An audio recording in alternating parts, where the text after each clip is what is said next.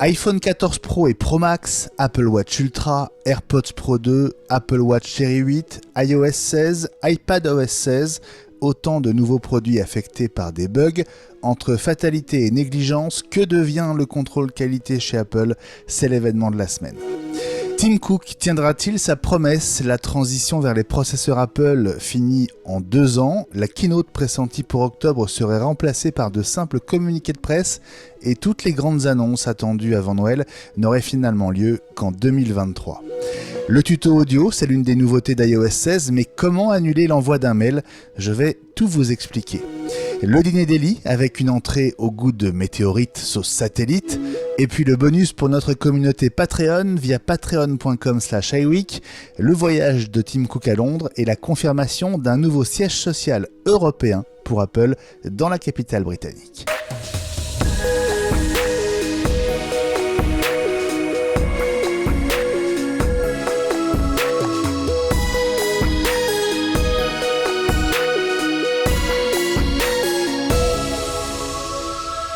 Mercredi, ce n'est pas ravioli, mais iWeek, la semaine Apple, le podcast de référence sur l'écosystème Apple.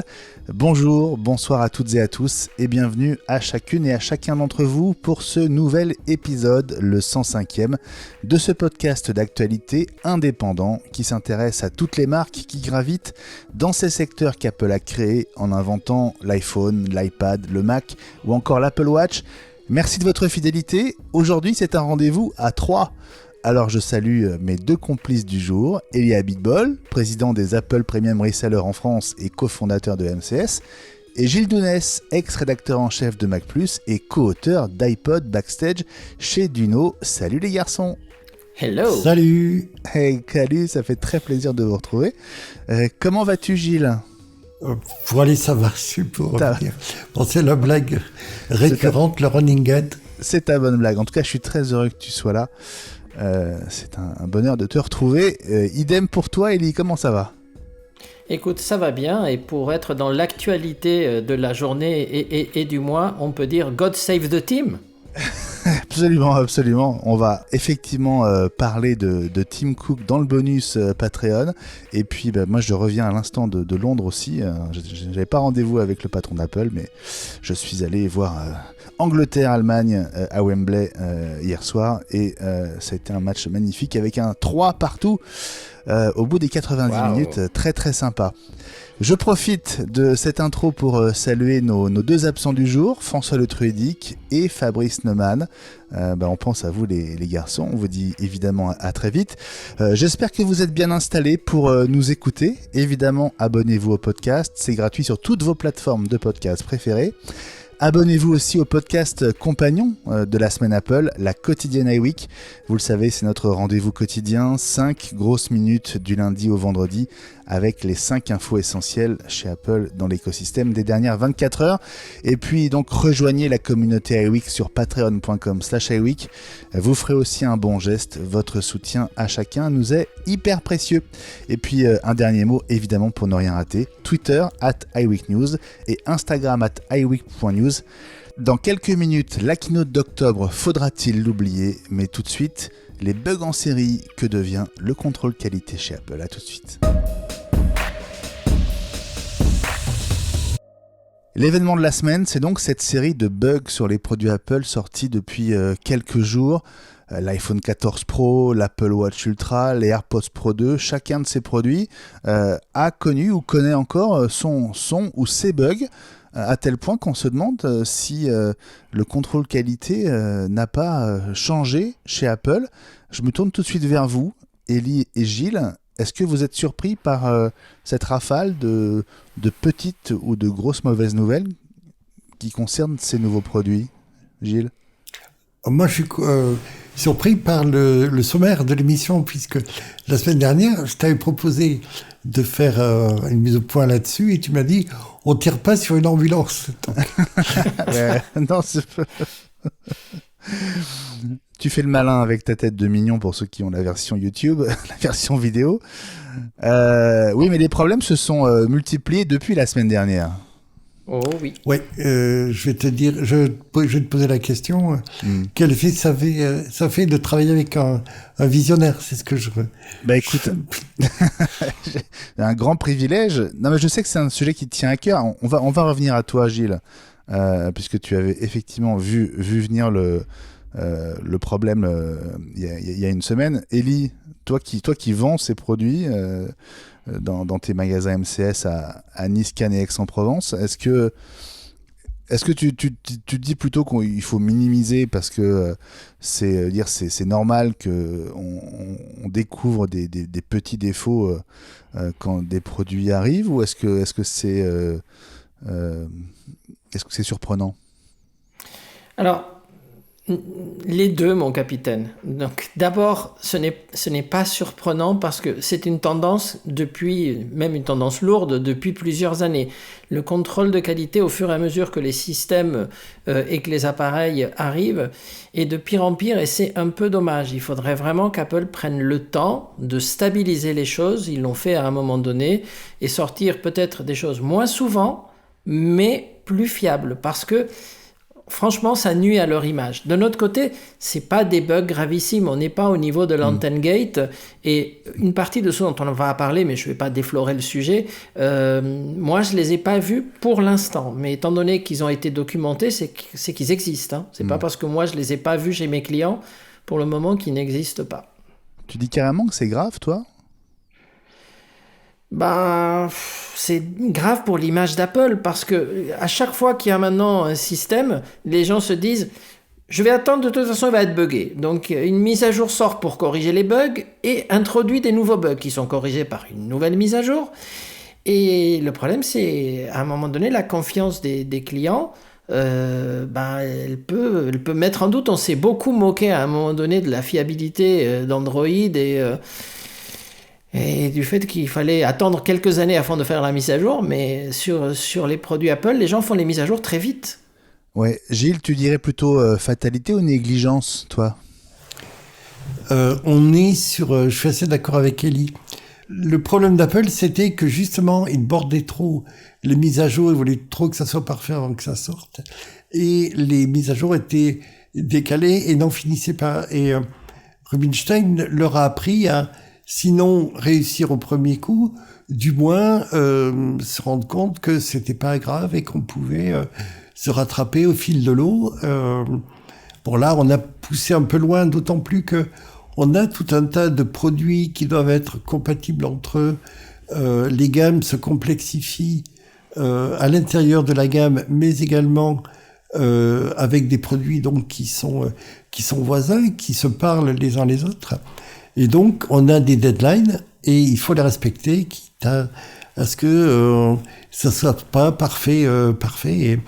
Mais je suis d'accord avec Ellie, ça la fout mal à force. Alors, le dernier de ces bugs en date, il a quelques heures, Ellie. Il concerne à nouveau la vidéo sur iOS 16. Hein.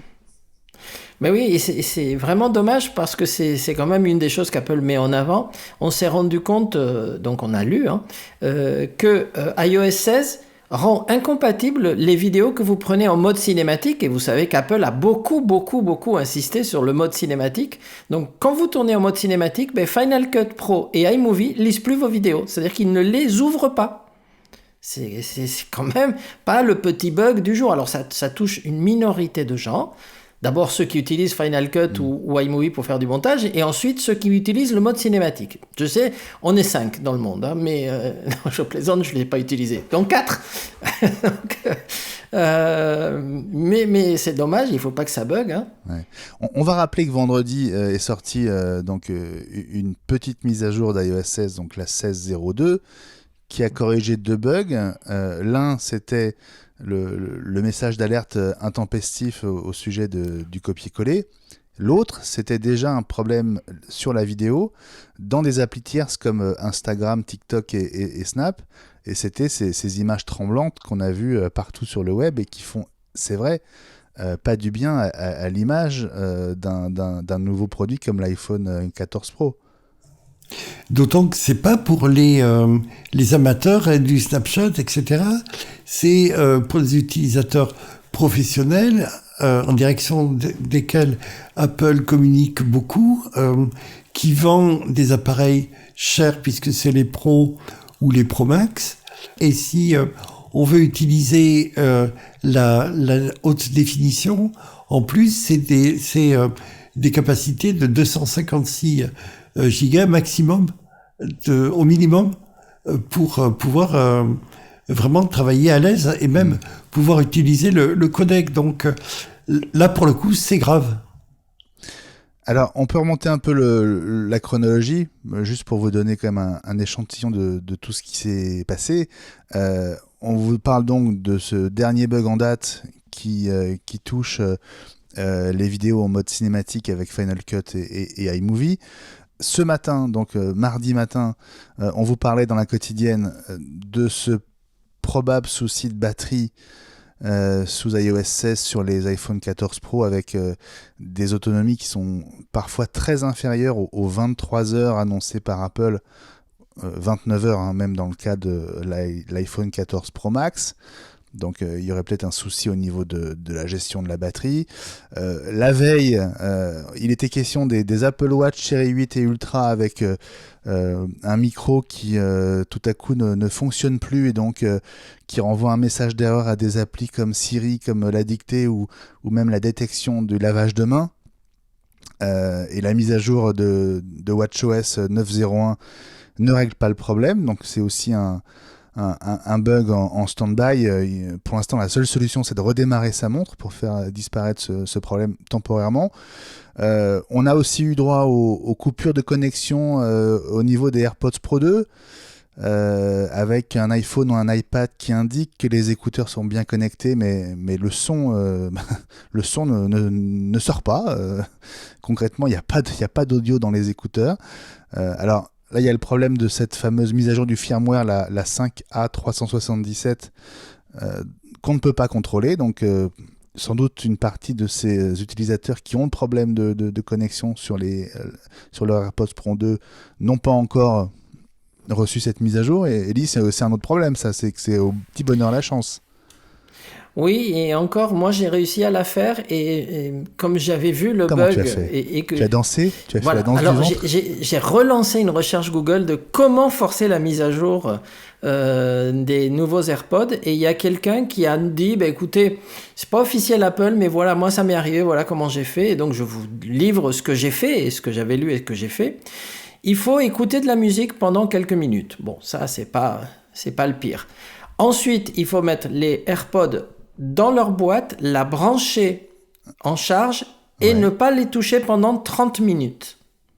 Pour 30 minutes, vous n'y touchez pas, vous n'ouvrez pas la boîte, vous ne faites rien. Mais il faut la mettre à proximité de l'iPhone, c'est ça ? Oui, avec la boîte fermée. Et la mise à jour se fait. Moi, j'ai travaillé sur mon ordi, j'avais mon iPhone posé à côté de mes AirPods et la mise à jour est arrivée. Voilà. En fait, j'ai dû la laisser même un peu plus de 30 minutes. Et elle est arrivée directement. Voilà. Gilles ? C'était un soir de pleine lune. Oui, c'est ça. C'est ce que j'allais te demander, ouais. Ouais, j'avais fait quelques incantations. Bon, donc c'est vrai qu'on a le sentiment de ne pas maîtriser grand-chose. Hein. Effectivement, quand on a un souci, notamment sur des AirPods, ça a été mon cas aussi. Alors, j'ai pas eu ce souci-là, mais il y a quelques semaines, j'avais un mal fou à les associer à mon Apple TV et j'avais beau les charger à fond, refaire l'appairage, etc. Ça n'arrangeait rien. Tu disais Ellie, que vous disiez d'ailleurs tous les deux que le contrôle qualité n'est plus ce qu'il était. Est-ce qu'on a des éléments objectifs concrets parce que Apple n'a jamais eu autant de moyens. Pourquoi est-ce que ce contrôle qualité n'aurait-il pas progressé au lieu de décliner comme on en a l'impression ? Je sais pas, est-ce que c'est le travail en distanciel ? Est-ce que les équipes, au lieu de travailler dans le même bureau et communiquant par Teams ou autre visioconférence, sont moins performants pour ça ? Est-ce que c'est devenu moins important pour Apple ? C'était une obsession à l'époque de Steve. Mais bon, maintenant, ça fait plus de 10 ans. Donc, il faut quand même qu'Apple vraiment revienne à un contrôle de qualité plus strict. Hein. C'est dans l'intérêt de l'image de marque et c'est dans l'intérêt des utilisateurs. Hein. Est-ce que c'est lié, Gilles, à ton avis, au fait que le culte du secret autour d'un produit fait que finalement, il y a très très peu d'employés en interne chez Apple qui travaillent dessus, et donc le cercle il est très restreint pour faire les tests? Il était déjà là, hein, souviens-toi. Bon, on va reparler de Steve. C'est tous les numéros maintenant. Je sais que tu adores ça. Mais déjà, il y avait un contrôle du secret qui était vraiment très très important et presque monomaniaque. Oui, mais ma question c'est est-ce que le fait qu'il y ait ce culte du secret qui fait que Apple restreint le nombre de personnes qui sont au courant, qui ont le produit entre les mains, etc., peut expliquer que finalement quand le produit sort à des millions d'exemplaires, forcément d'autres gens trouvent d'autres soucis? Je pense que ça s'est élargi, donc statistiquement, il y a plus de chances d'avoir des problèmes, puisque, ce que je disais tout à l'heure, les gammes se sont élargies et il y a tout un tas de produits qui se parlent les uns les autres. Et puis, il y a aussi l'élargissement du nombre de fournisseurs et de produits qui sont fournis. Donc, il y a plus de risques de firmware, de problèmes de firmware à l'intérieur des différents composants, et donc on n'est pas sûr d'avoir toujours les mêmes versions des composants qui sont fournis, pas toujours les mêmes logiciels internes, et du coup il faut vérifier chaque fois. C'est pas dit que ça colle, d'autant que les versions intermédiaires de l'OS avance entre-temps. Donc on multiplie les facteurs et les facteurs de risque de plantage, tout simplement. Ouais. Élie ?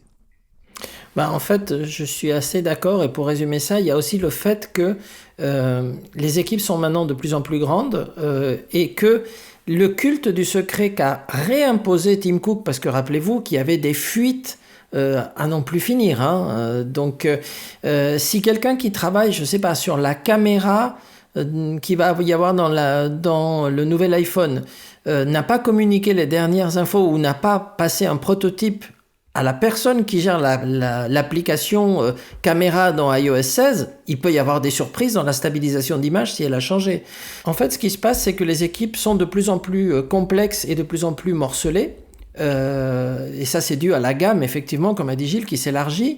Et donc, à un moment donné, le culte du secret fait que tout le monde n'a pas accès à l'ensemble des choses. C'est-à-dire que les gens qui travaillent sur iOS 16 n'ont pas accès probablement à l'ensemble des produits de la gamme qui va sortir et qui supportent iOS 16. Et de plus, c'est supporté sur 4 ou 5 générations de produits. Alors évidemment, c'est plus facile de tester sur un iPhone 13, 12, 11 et 10, mais est-ce que tout le monde avait un iPhone 14 Pro sous la main avec la dernière version de la stabilisation d'image, effectivement, qui est livrée par un fabricant tiers, etc., etc.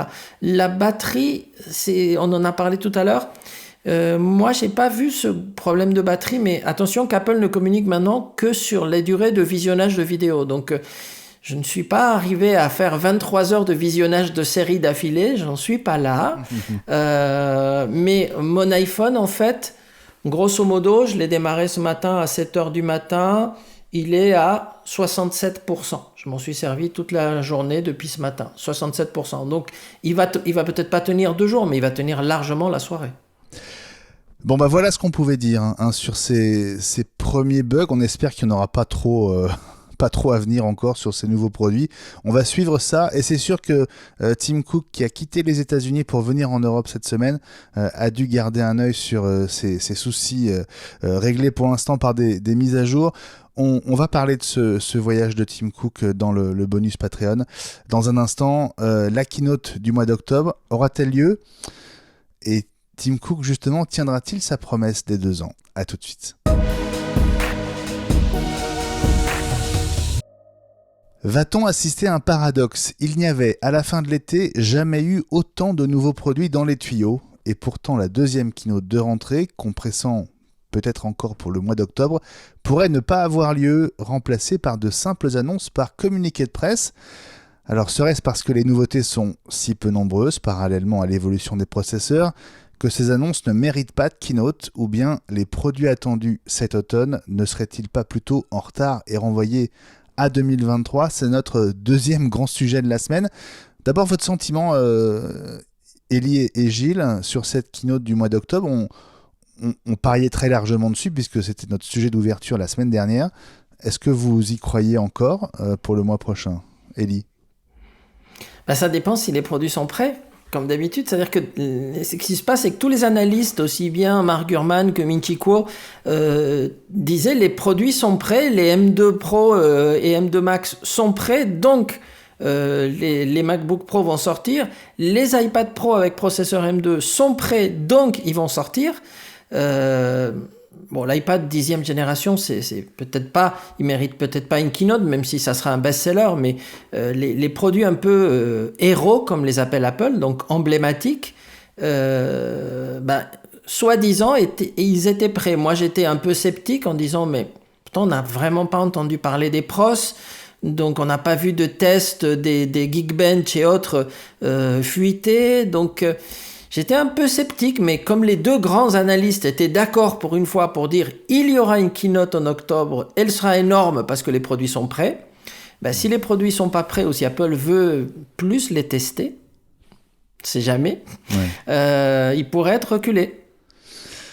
Alors, Gilles, quel est ton sentiment ? Quelle est la plus forte probabilité selon toi pour cette keynote potentielle du mois d'octobre ou pas ? Je pense que les produits sont prêts, comme disait Élie et puis Mark Gurman et Ming-Chi Kuo, mais les OS, eux, avec lesquels on a tant de problèmes avec iOS, les versions suivantes de l'OS, iPadOS et macOS, sont peut-être pas aussi prêts que ça. Ah, pour toi, c'est les OS qui sont pas prêts. Et c'est une hypothèse. C'est pas bête. Ce serait quand même fou que les OS ne suivent pas et que les produits soient prêts et pas les logiciels. Quand même. Ils ont peut-être envie de les retester et de blinder le truc a posteriori avec le nombre de problèmes qu'ils ont là avec la sortie d'iOS 16. C'est pas à exclure. Mais tu crois vraiment que c'est la raison principale d'un éventuel report de cette keynote ? J'en sais rien, ou de l'effacement de cette keynote qui si c'est le cas, demande beaucoup de... Si c'est le cas, je pense que Craig Federighi va passer un mauvais automne. Hein. Oui. Disons que si des produits sortaient que par communiqué de presse, ça serait forcément des produits mineurs. C'est-à-dire qu'un iPad 10e génération peut sortir par communiqué de presse. Un HomePod mini d'une nouvelle couleur pourrait sortir par un communiqué de presse. Un MacBook Pro M2, non. Un iMac M2 ou M3, non. Ça mérite une keynote. Donc, mais à un moment donné, il va bien falloir qu'ils parlent de Ventura et qu'ils parlent d'iPadOS. Oui. Il y a deux choses. Il y a ce que je voulais en venir aussi. Il y a le M2, donc on déroule par rapport à ce qu'on a vu auparavant sur les premiers portables, et ensuite le M3 qui éventuellement serait présenté en janvier. Moi j'avais mis l'hypothèse de novembre et de quelque chose autour de la création, un Mac Pro, éventuellement un iMac un peu sérieux, studio comme l'appelle Fabrice, et puis des nouvelles versions de Logic Pro ou de Final Cut Pro. Pour moi, l'hypothèse est sur la table. Alors, novembre ou fin octobre ou janvier, j'en sais rien, mais il y aurait du M3 dedans. Ça, c'est quelque chose de différent. Et ça mériterait une keynote, quitte à l'enregistrer. Ça reste quand même beaucoup de boulot, puisque je crois que c'était fin juillet ou début août que Mark Gurman signalait qu'on était déjà en train de tourner la keynote enregistrée qu'on a vue en septembre. Ça te semble pas un peu tôt, Ellie, parler du M3 fin 2022 alors que le M2 a été annoncé en juin? Oui, très tôt, hein. Donc c'est pour ça que je disais l'iMac M3, j'y crois pas beaucoup. Il faudrait déjà qu'il y ait un iMac M2, ça serait bien. Oui, c'est ça. Et parce que on doit avoir déjà du M2 Pro, du M2 Max et du M2 Ultra, hein. Donc ça laisse quand même quelques développements à faire. Ensuite, mois de novembre. Alors en octobre, il pourrait se passer des choses, hein. En novembre, j'y crois moins. J'y crois moins pour une raison très simple, c'est que cette année, en novembre, c'est les midterms.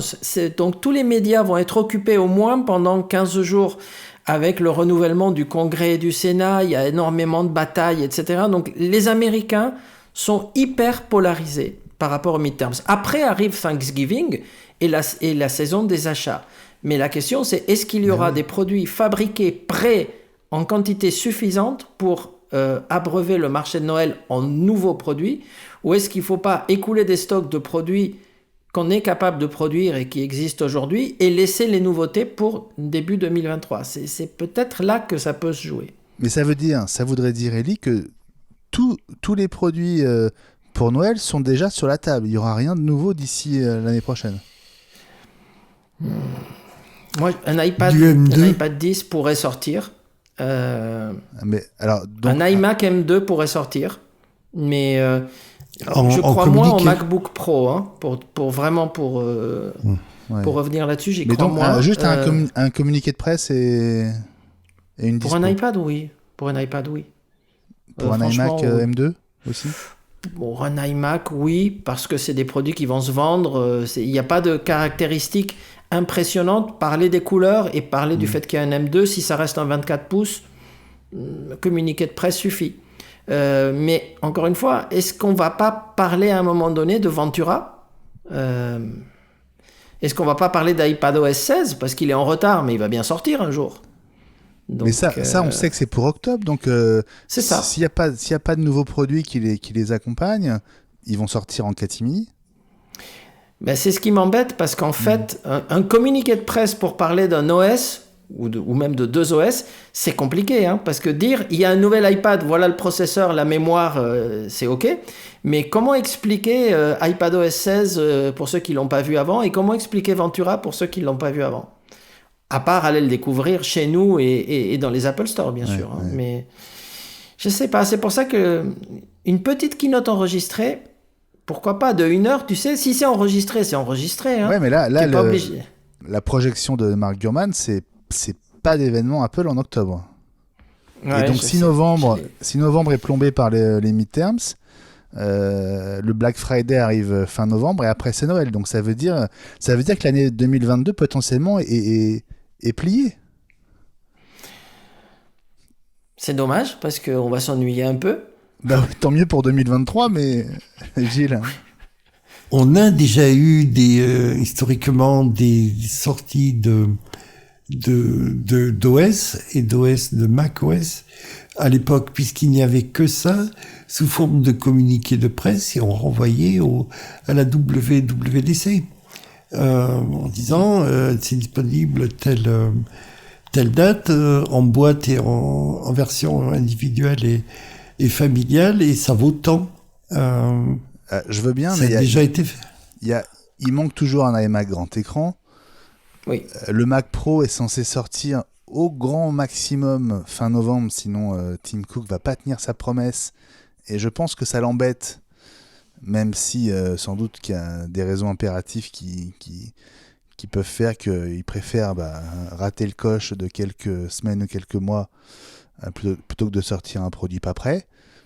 Mais c'est quand même embêtant. Et puis il y a ces produits dont on parle depuis plusieurs mois qui doivent être dans les tuyaux et peut-être pas si loin d'arriver, comme le HomePod nouvelle version, oui. Comme cet Apple TV qui serait un mix de HomePod et de barre de son ou quelque chose comme ça.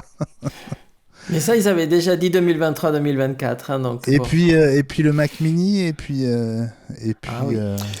Le Mac Mini est dans la liste des des produits éligibles au communiqué de presse, si j'ose dire, qui a été donné par Mark Gurman.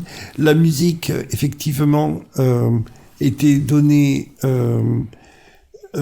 publiée à disposition avant la fin 2022, mais tu parlais de l'iPad grand format, avec un grand écran.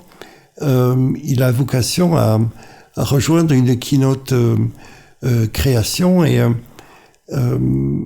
plus tard. C'est Fabrice qui le voyait appelé, marketé en tant que iPad studio. Donc on peut différencier un peu les choses, ce qui est du communiqué de presse et qui déroule sur des produits déjà sortis avec la plateforme M, et puis des produits de rupture, et qu'on verrait là au début janvier avec du M3 et des choses qui feraient un peu trembler la Terre à nouveau sur la petite planète de la tech.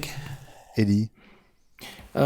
Juste un point, parce que Gilles vient d'en parler, c'est que, je ne sais pas si vous vous rendez compte, mais ça fait 1 an qu'Apple a annoncé les morceaux de musique lossless et hyper haute qualité, sauf que ça n'est toujours pas compatible avec les écouteurs de la marque Apple. Donc, c'est à un moment donné, ils vont bien nous sortir ce codec qu'ils ont, qui fait peur à leurs avocats, et ces produits qui vont enfin permettre d'écouter de la musique Apple sur des appareils Apple, parce que là, ça commence à devenir grotesque, quoi. Ouais, on parlait du contrôle qualité tout à l'heure, en disant que c'était plus forcément ce que ça a été. Je reviens sur cette promesse des 2 ans quand même. Est-ce que vous pensez que c'est un détail sur lequel Tim Cook va s'asseoir comme le AirPower, ou est-ce que ça peut vraiment être un facteur de décision qui serait plutôt en faveur d'un événement avant la fin novembre? Je pense que c'est pas si important que ça, parce qu'il peut toujours l'expliquer par plein de choses. La guerre en Ukraine, la rupture des composants, tout ça. Et parce que le Mac Pro, ça touche une toute petite minorité. Si ça sort 6 mois après, ils vont l'acheter quand même. Mais je veux dire, c'est pas un produit de masse qu'il faut annoncer avant Thanksgiving, parce qu'il va s'en vendre 50 palettes avant Noël. Ça sera pas le cas. Donc c'est pas grave. Si c'était vraiment un produit mainstream, là, tout retard, par exemple un iPhone ne peut pas être en retard, c'est pas possible. Et c'est d'ailleurs pour ça qu'ils sortent à date fixe, et des fois y a des petits bugs. Gilles, sur l'aspect symbolique des 2 ans, est-ce que tu rejoins Ellie? Oui, d'autant qu'ils peuvent faire une annonce et puis les mettre à disposition un petit peu plus tard dans l'année, un peu plus tôt dans l'année suivante. On n'est pas à quelques mois près. L'essentiel de la transition a été fait. Il a dit il en reste un. Il n'a pas dit quand il serait présenté ni quelle année même. Donc Bon voilà, en tout cas, vous avez compris qu'on ne sait pas grand-chose, si ce n'est rien. Donc on va rester très modeste sur ce qui peut arriver d'ici la fin de l'année. On a de grosses attentes, ça c'est sûr, pour 2023. Peut-être dès le mois de janvier, hein, on en a déjà parlé avec une annonce possible des casques, des premiers casques Apple autour de la réalité mixte et augmentée. Et puis donc peut-être que cette longue liste de produits qu'on attendait en 2022 sera pour le début de l'année prochaine, peut-être pour le printemps. On va évidemment en reparler dans les semaines qui viennent, dans l'hebdo et dans la quotidienne. Allez, on se retrouve dans un instant avec une petite rumeur, petites infos qui vous ont échappé cette semaine. On va faire un mix entre les rumeurs de la semaine et Pommes. À tout de suite.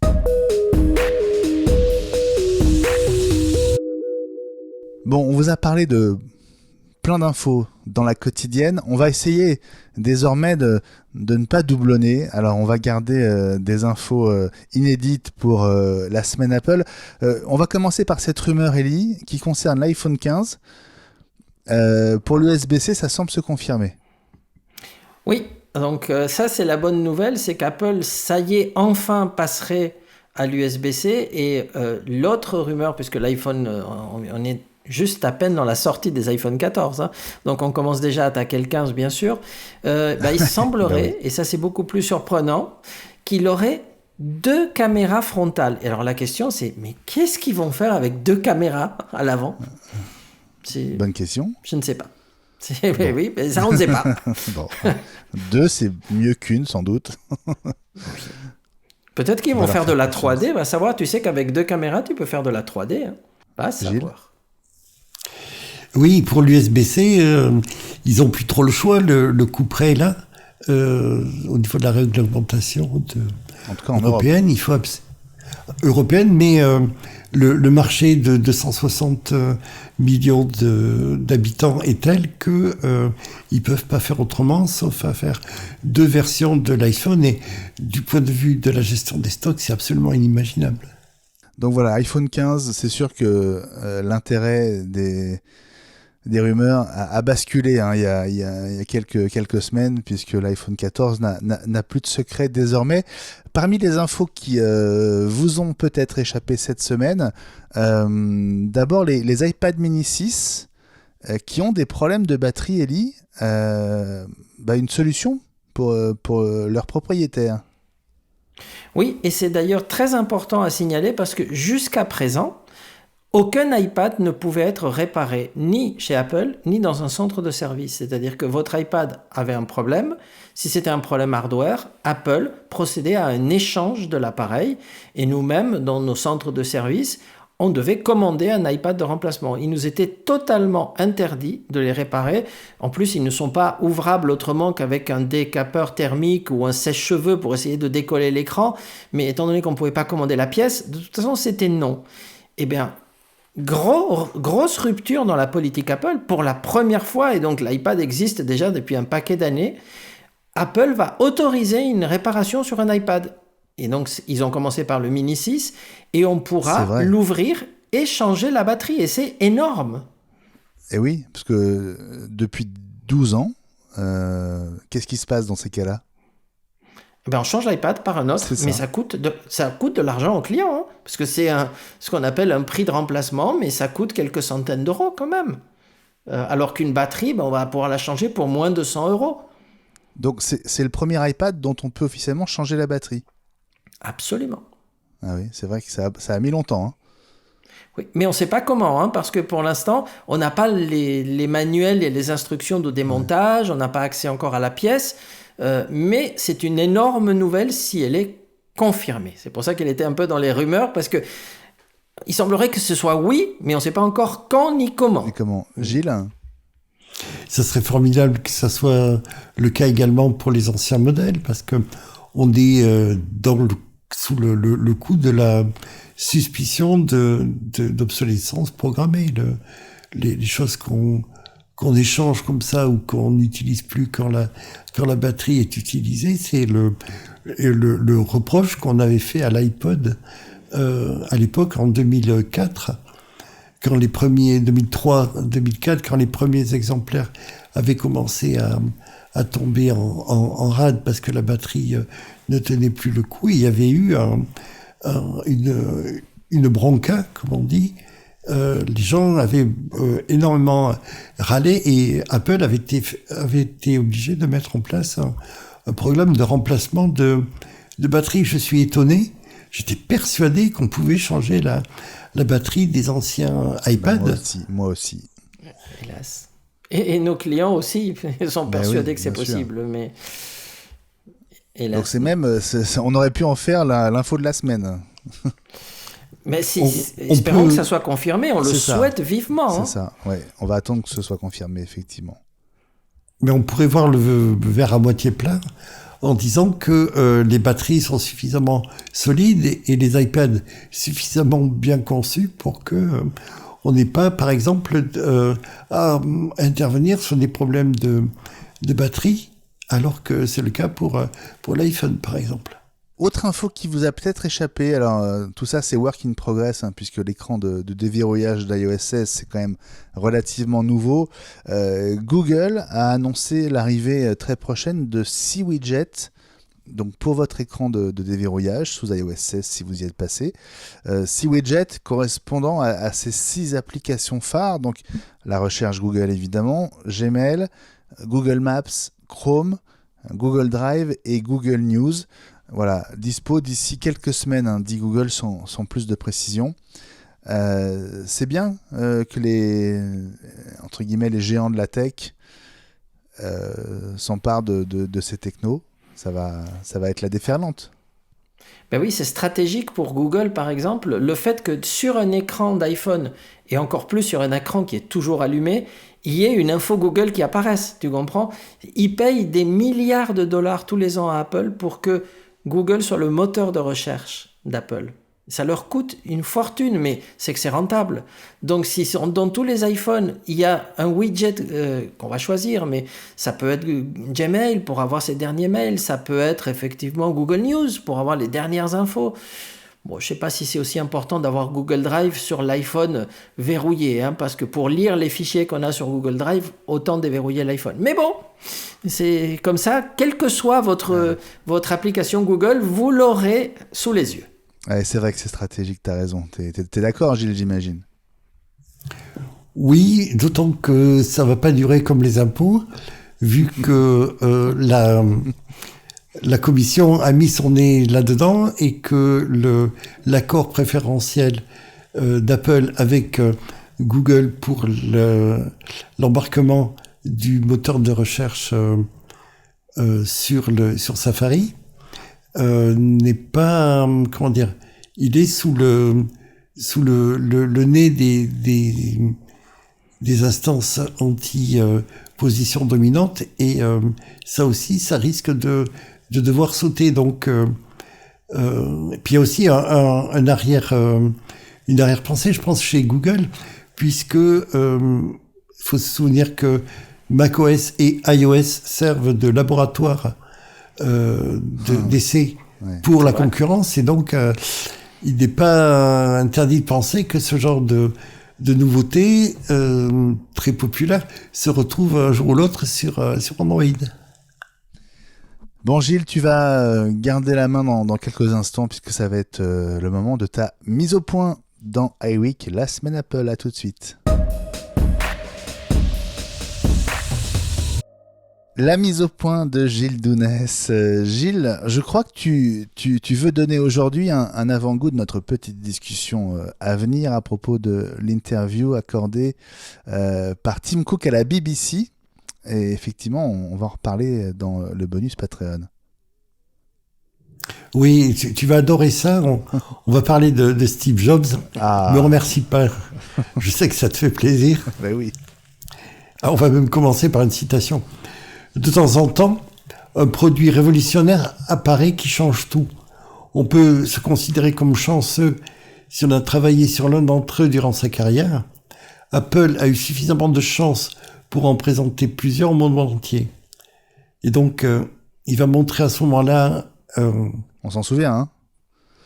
Oui. Oh, oui. C'était en janvier 2007, oui.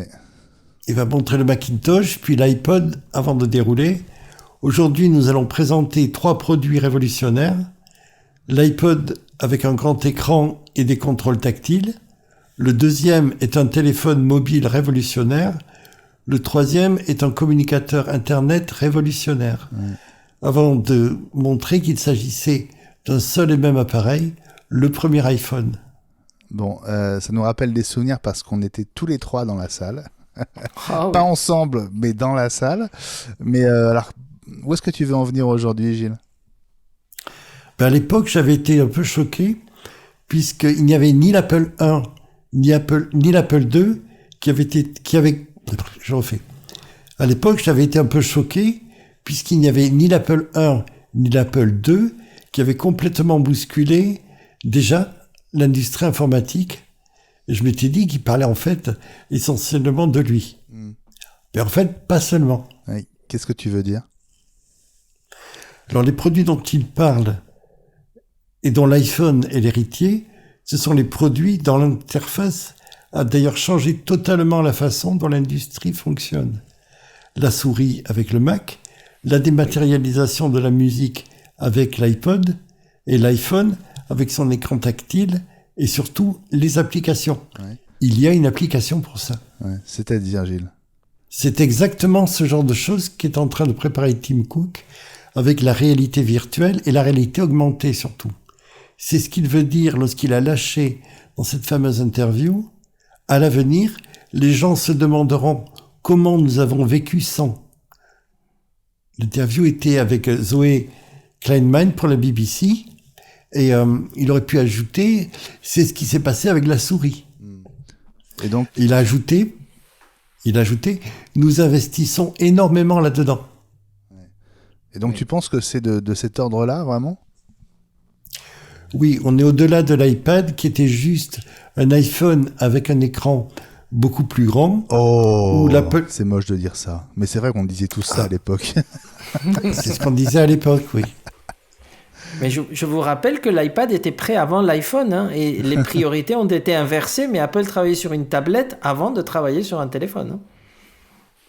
Pardon, on t'a interrompu, Gilles. On est méchant. Non, allez-y. Faites-vous plaisir.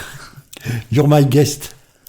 Ou alors l'Apple Watch et les AirPods qui ne sont jamais que des périphériques de l'iPhone.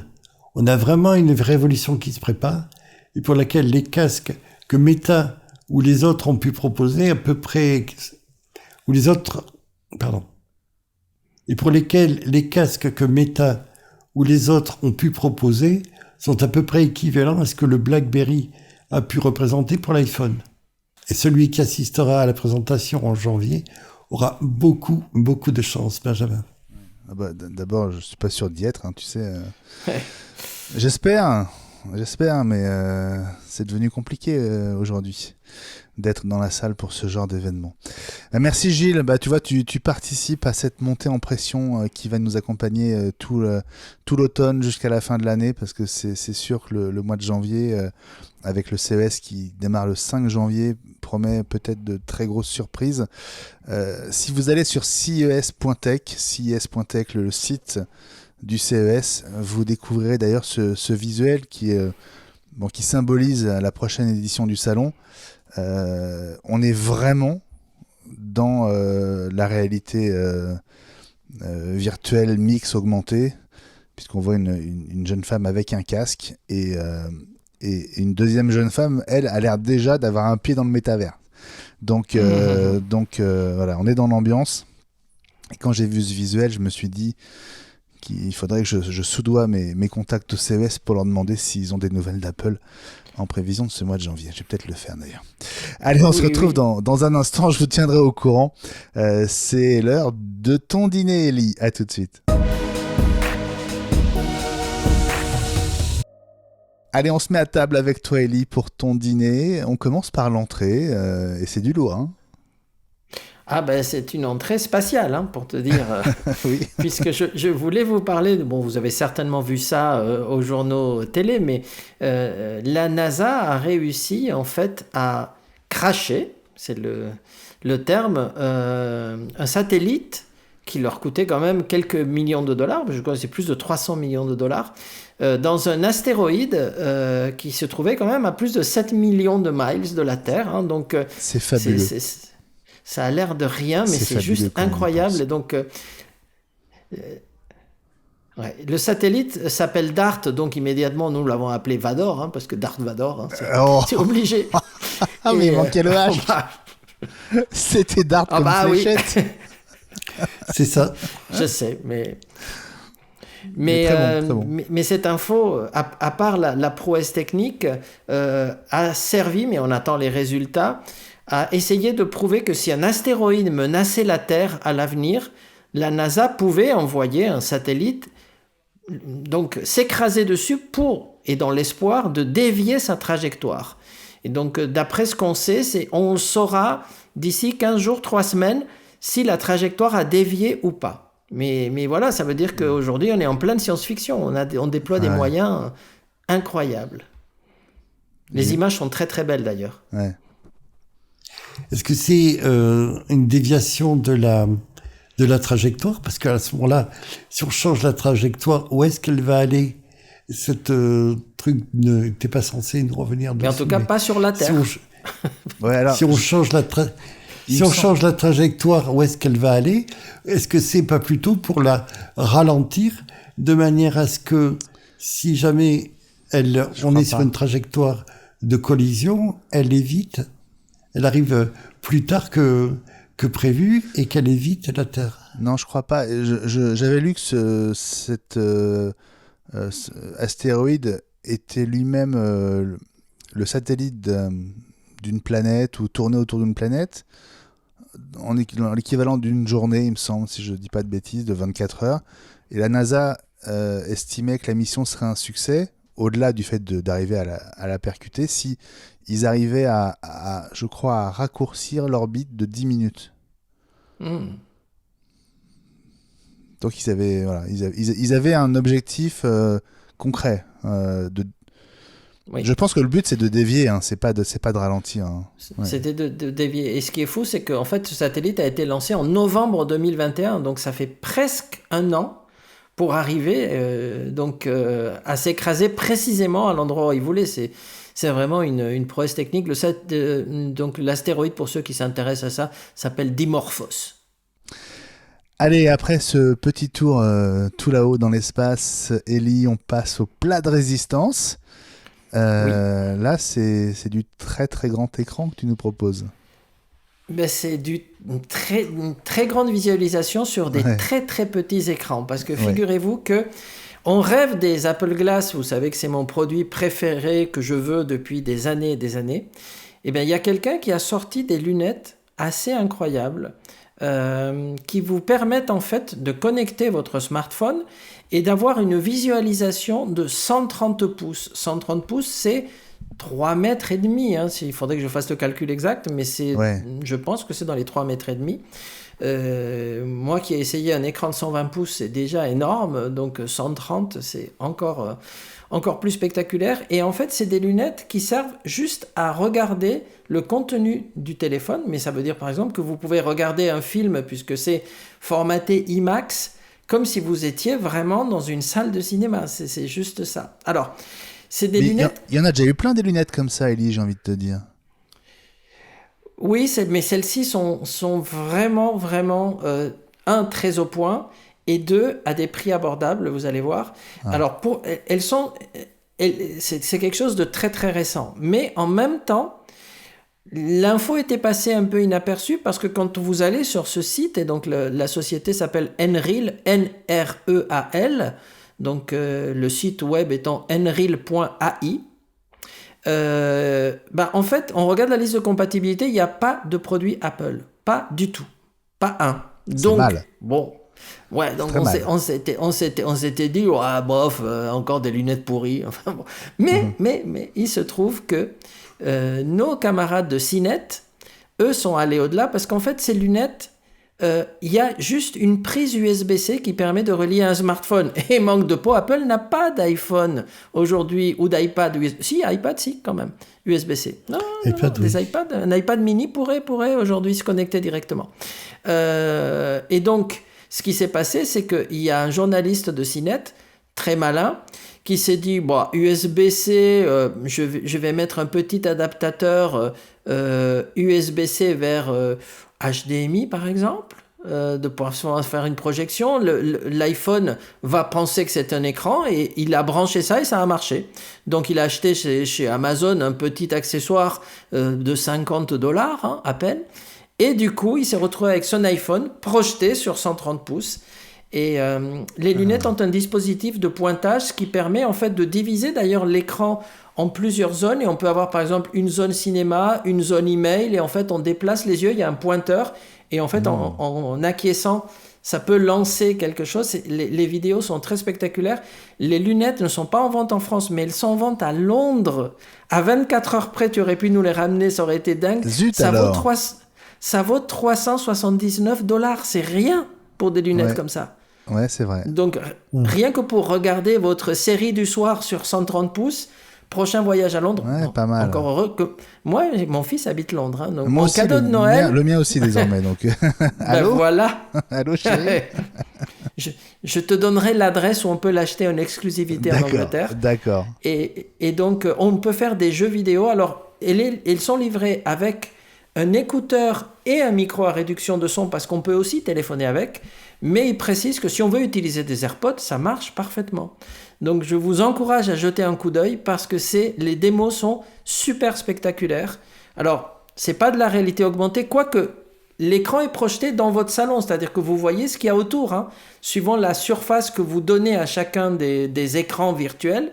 Vous pouvez vous balader dans la rue, être dans le métro, dans un taxi, voir un film et en même temps regarder le chauffeur qui est à côté ou regarder ce qui se passe. Donc c'est super bien fait. Donc c'est de la réalité augmentée mais sans feedback vers l'utilisateur. Ouais. Ce qui est étonnant, parce que je viens de cliquer sur un lien pour les apercevoir, elles ressemblent à des lunettes de soleil. À des Ray-Ban, voilà. Ça ressemble à des Ray-Ban, mais elles n'ont pas du tout ce côté fermé ni mastoc. Et par contre, il y a 2 écrans micro OLED Sony 2080p en fait qui donnent en fait une définition d'ailleurs en 16 millions de couleurs avec un contraste de 100 000 à 1. C'est vraiment, vous allez avoir un vrai film ou un vrai jeu vidéo sous les yeux. Donc pour 376 $, je me laisserais bien tenter pour Noël, tu vois. Je comprends. En attendant celle d'Apple, hein, qu'est-ce que tu veux? Il faut bien qu'on attende nos 2 années qui nous restent. Bon, mais garde un peu d'argent pour le dessert, Ellie, parce qu'il s'agit de Tesla et les prix ont plutôt tendance à augmenter chez Tesla en ce moment. On va passer donc directement au dessert, parce que figurez-vous que vendredi, alors on a déjà eu le mercredi ravioli, donc vous savez qu'à Nice, typiquement, le vendredi, c'est plutôt aioli, hein, donc pour ceux qui aiment. Hein. Mais non, cette fois-ci, le vendredi, c'est le jour de l'AI. Pourquoi? Parce qu'une fois par an, Tesla fait une journée qui s'appelle le Artificial Intelligence Day, donc le AI Day. Et en fait, l'an dernier, c'était le premier, on avait vu un robot Tesla dont tout le monde avait parlé, parce que ça devait être un robot intelligent qui devait sortir donc cette année. Hein. Évidemment, ils avaient fait une présentation, mais il y avait un acteur avec juste un masque et un juste-au-corps qui imitait un robot. Donc, c'était pas un vrai robot hein, quand il marchait, puisque c'était un prototype, mais donc c'était un faux, on l'a appris depuis. Mais cette année, il est censé présenter le robot. Donc, ça, c'est la première chose. Donc, la première chose, c'est est-ce que ce robot qui s'appelle Optimus, pour Optimus Prime, hein, pour ceux qui connaissent la saga des Autobots, est censé être présenté au public. Mais en plus de ça, la journée va parler, enfin, espérons, du FSD, c'est-à-dire du Full Self-Drive, où les gens attendent Tesla depuis des années. C'est-à-dire qu'ils sont censés présenter une version de voiture capable de se conduire dans n'importe quel environnement. Elle ne sera peut-être pas disponible tout de suite, hein, mais ils vont beaucoup avancer là-dessus. D'après ce qu'on sait, hein.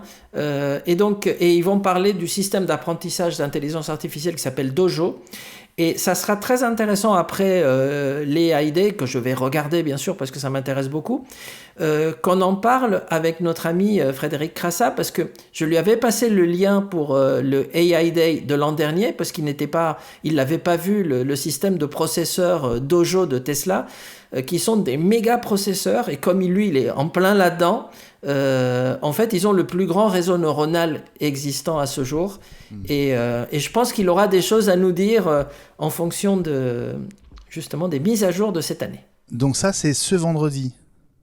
Oui, sur YouTube toute la journée, donc, 30 parce que septembre. c'est une journée. Alors on peut regarder que des parties, et on peut regarder après en différé et faire du fast-forward, mais en principe c'est une journée où il ne parle que d'intelligence artificielle, et on aura un planning en disant à tel moment on présente le robot, à tel moment on parle de la voiture, à tel moment on parle de notre système d'apprentissage, etc. Donc ils vont peut-être parler d'ailleurs de Neuralink, puisqu'on en a parlé aussi. Il est question qu'ils en parlent aussi. Donc il peut se passer plein de choses, et c'est le seul jour de l'année où Tesla parle d'intelligence artificielle. Donc, Alors Neuralink, je crois qu'il y a un événement prévu fin octobre, donc je suis pas sûr qu'il parle de Neuralink vendredi du coup. Mais on n'est jamais à l'abri. En tout cas, même si vous n'avez pas de Tesla, ça s'annonce quand même hyper intéressant au niveau de la techno, quoi. Voilà. Vraiment. Donc on en parlera certainement la semaine prochaine ou dans les semaines à venir. Ou dans la quotidienne de lundi, évidemment. Bien sûr. Merci Ellie pour ce dîner, on s'est régalé. On marque une pause et on se retrouve pour le tuto audio.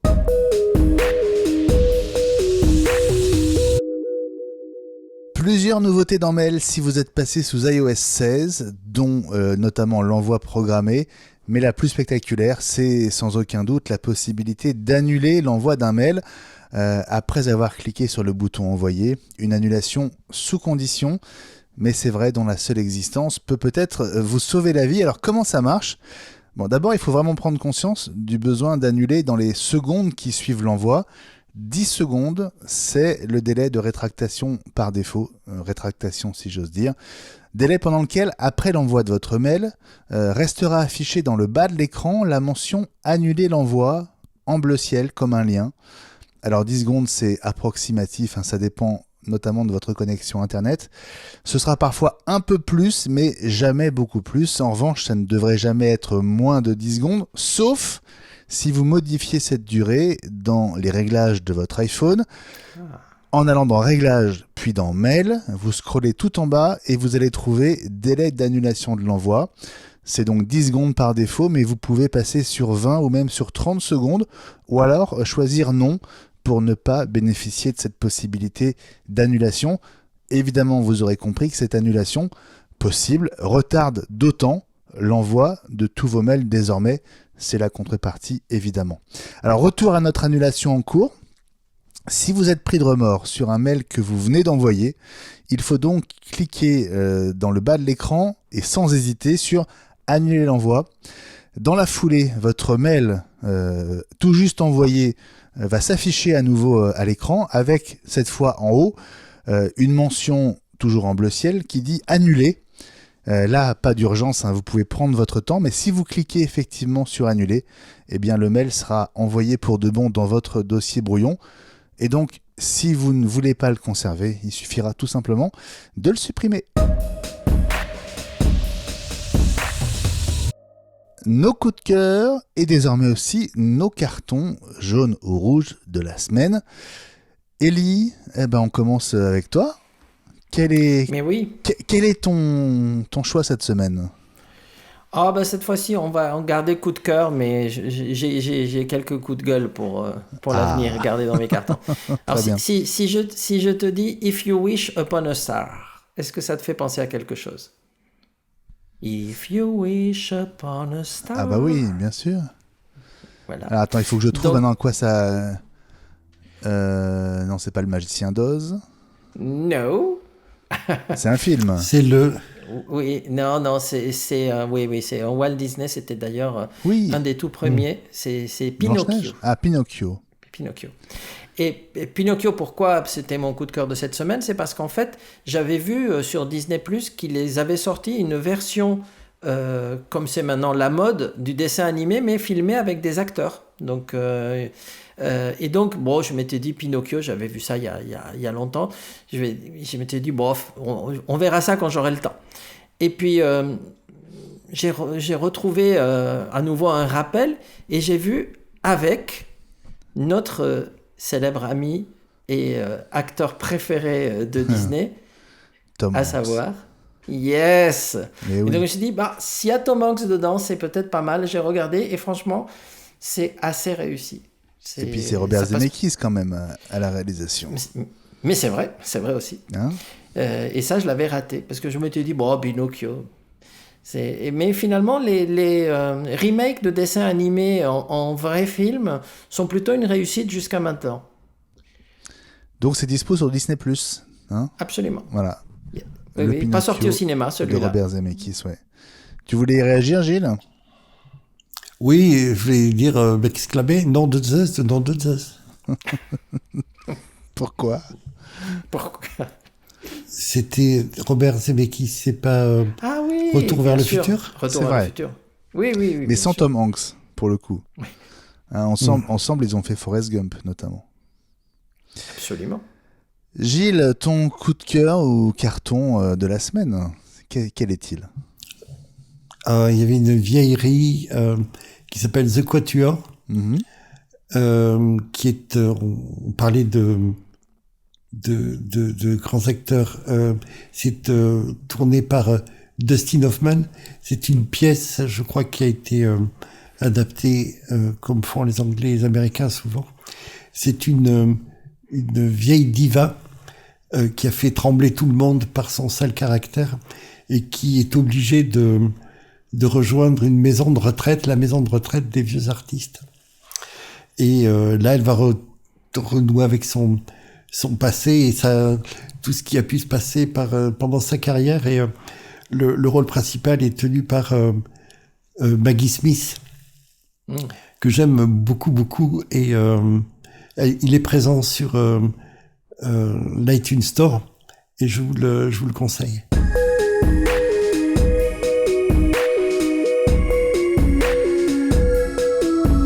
C'est fini pour ce numéro 105 d'iWeek, la semaine Apple. Merci les amis d'avoir été au rendez-vous. Merci à tous de nous avoir suivis. Salut Ellie. À la semaine prochaine. Ah non, dans 15 jours, moi. Eh oui, la semaine prochaine tu seras je ne off. serai pas là, hélas. Eh oui, mais on te retrouvera avec grand plaisir dans 15 jours. Salut Gilles. Et salut Benjamin, au revoir à tous. Et j'essaierai d'être là la semaine prochaine. Ah bah avec grand plaisir. Ce sera le 5 octobre 2022. Et oui, on basculera dans ce fameux mois d'octobre tellement plein d'incertitudes. Ce sera l'épisode 106. D'ici là, n'oubliez pas la quotidienne iWeek, l'autre podcast iWeek, 5 jours par semaine, totalement gratuit lui aussi, sur toutes vos plateformes de podcast préférées. Et puis patreon.com/iWeek pour rejoindre la communauté, nous soutenir et aussi profiter de ce bonus qu'on va enregistrer dans quelques instants à propos de Tim Cook cette semaine à Londres. Twitter @iWeekNews et Instagram @iWeek.news. Prenez bien soin de vous, parlez d'iWeek autour de vous, vous êtes nos meilleurs ambassadeurs. Passez une très très belle soirée, une belle semaine et on se dit à mercredi prochain. Salut à tous, bye bye. Bye bye. Bye bye.